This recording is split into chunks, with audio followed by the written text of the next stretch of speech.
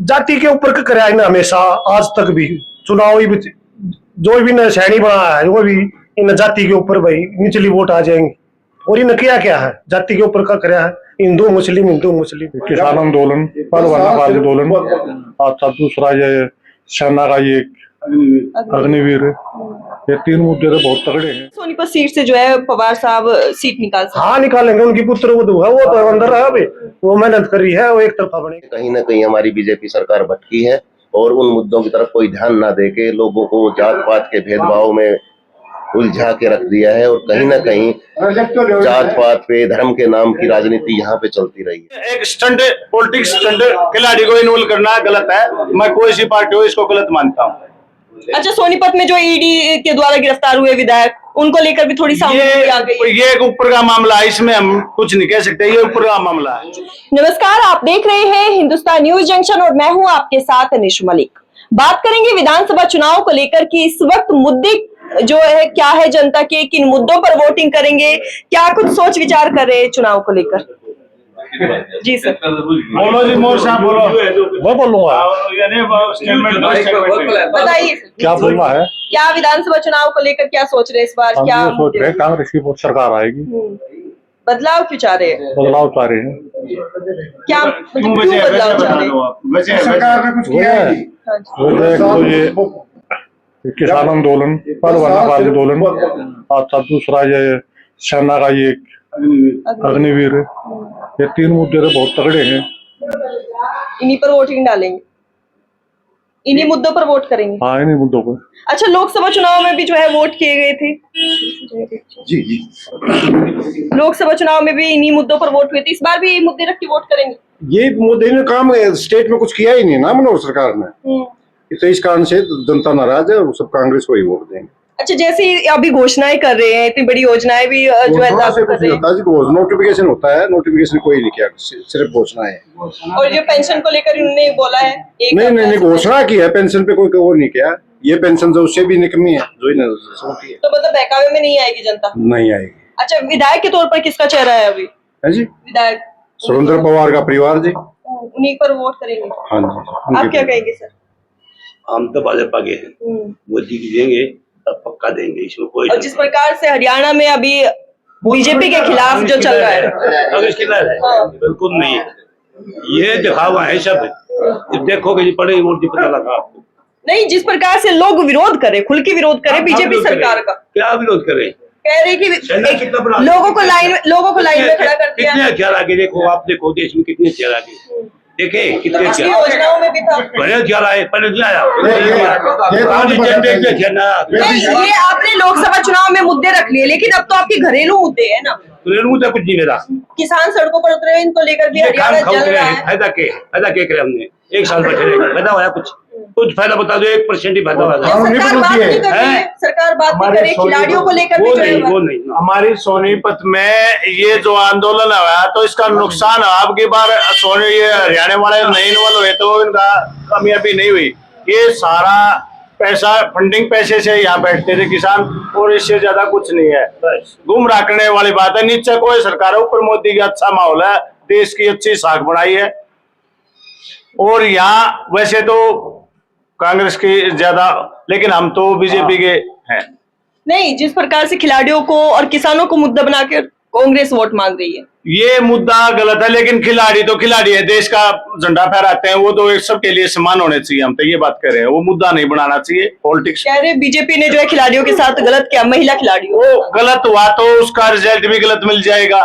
ये बात मान दे, कोई सी पार्टी हो गलत करेगी तो नतीजा मिल जाएगा, लेकिन खिलाड़ी को एक अपनी भावना से खेलना चाहिए, फालतू पॉलिटिक्स बाजी में नहीं इन्वॉल्व होना चाहिए। ये बात करें हम तो। अभी विनेश फोगाट को जो है अपनी साइड में कांग्रेस ने करके जो है इसी तरह से बीजेपी का जो है तंज कर, ये एक राजनीतिक स्टंट था, इससे ज्यादा कुछ नहीं था। भूपेंद्र हुड्डा ने पहले गीता और बबीता फोगाट के बारे में भी ऐसे ही हुआ था, तब क्यों नहीं? अब उनको अच्छा क्यों लग रहा? पहले वो उनकी सरकार थी तो तब उन्होंने किया था। तो बात को तो ये एक स्टंट पॉलिटिक्स स्टंट खिलाड़ी को इन्वॉल्व करना गलत है, मैं कोई सी पार्टी हो इसको गलत मानता हूँ। अच्छा, सोनीपत में जो ईडी के द्वारा गिरफ्तार हुए विधायक उनको लेकर भी थोड़ी सामने आ गई। ये एक ऊपर का मामला है, इसमें हम कुछ नहीं कह सकते, ये ऊपर का मामला है। चुनाव के टाइम पर ही क्यों? ये चुनाव ईडी का मामला यहाँ नीचे की पावर होती तो इन्वॉल्वमेंट पाती, ईडी का मामला देखो बहुत ऊपर लेवल की बात हो जाती है, मानते हो बात? तो इसमें चुनाव के टाइम पर ही तो चुनाव के टाइम पर मामला पहले भी हुई थी रेड, अब चुनाव के टाइम पे ये रेड होगी, लेकिन गलत है ऐसे किसी को पॉलिटिक्स ग्राउंड बनाना, गलत है। इलेक्शन के टाइम पे इसमें पार्टी को अच्छी बीजेपी हो अच्छी कांग्रेस हो, ऐसे टाइम में गलत। अच्छा अच्छा, जैसे कह रहे हैं कांग्रेस वाले कि सुरेंद्र पवार की अच्छी पकड़ थी इसलिए बीजेपी ने गिरफ्तार किया है।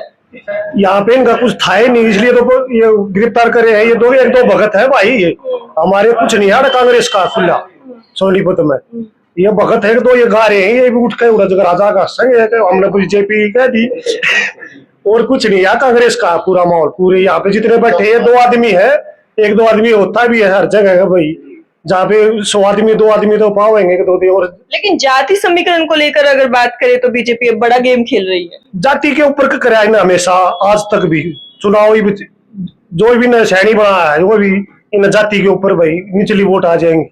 और इन्हें किया क्या है, जाति के ऊपर का कराया है, हिंदू मुस्लिम बस बताओ क्या।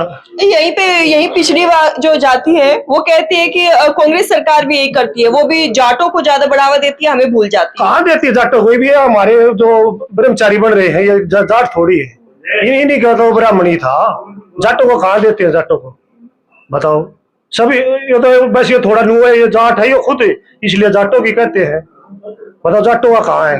ये खुद आ रहे थे यहाँ पे सोनीपत सीट से, तो जाट ही है साहब लगभग। सोनीपत सीट से जो है पवार साहब सीट निकाल सकते। हाँ निकालेंगे, उनकी पुत्र वधू है, वो तो अंदर है अभी, वो मेहनत कर रही है, वो एक तरफा बनेगी यहाँ से।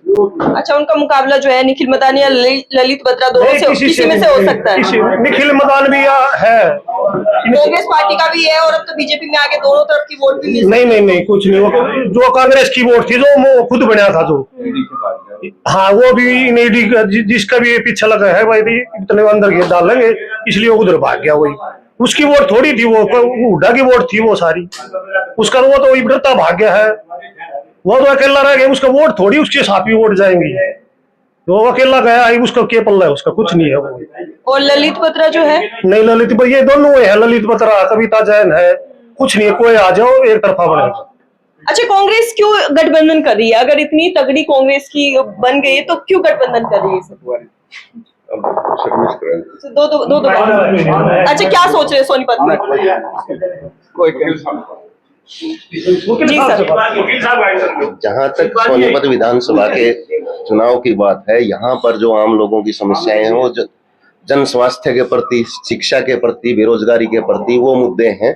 उन मुद्दों से कहीं ना कहीं हमारी बीजेपी सरकार भटकी है और उन मुद्दों की तरफ कोई ध्यान ना देके लोगों को जात पात के भेदभाव में उलझा के रख दिया है और कहीं ना कहीं जात पात पे धर्म के नाम की राजनीति यहाँ पे चलती रही है। लोग इस चीज को भली भांति समझ चुके हैं और इससे ऊपर उठ के सोनीपत विधानसभा में वोटिंग करेंगे और कहीं ना कहीं मुझे उम्मीद है कि सरकार में बदलाव आएगा और सरकार को एक एहसास दिलाया जाएगा कि जो जातीय स्थानीय मुद्दे हैं उन पर ध्यान देना बहुत जरूरी है और बगैर स्थानीय मुद्दों के काम करने यहाँ पे कोई विकास नहीं हो, वो सरकार नहीं बनाई जा सकती बीजेपी आपके नजर में जो इस समय पे ईडी का एक्शन हुआ है, क्या वो सही?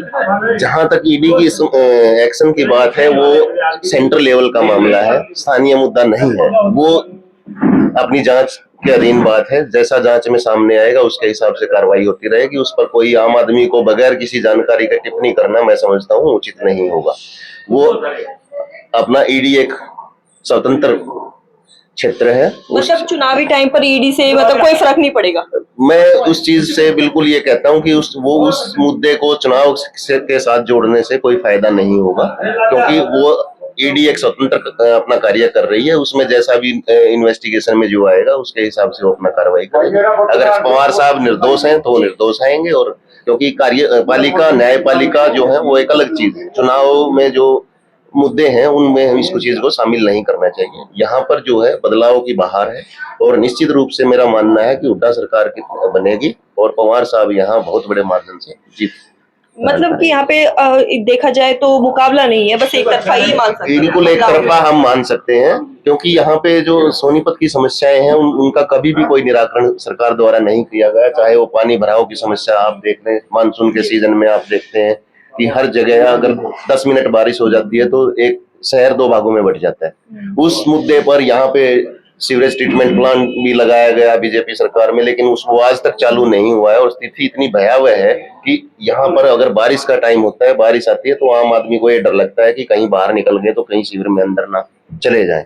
तो जो स्थानीय मुद्दे हैं उन पे सरकार की कोई निगाह पूरे 9 साल नहीं रही है, 10 साल नहीं रही है, और उस चीज का जो लोगों में एक आक्रोश है और उस आक्रोश से एंटी इंकम्बेंसी की गवर्नमेंट वो है, और निश्चित रूप से कांग्रेस की सरकार आएगी और पवार साहब और या उनकी पुत्रवधू या जिसको भी सोनीपत से कांग्रेस पार्टी की टिकट मिलती है वो बड़े मार्जिन से जीत धारण करेगा।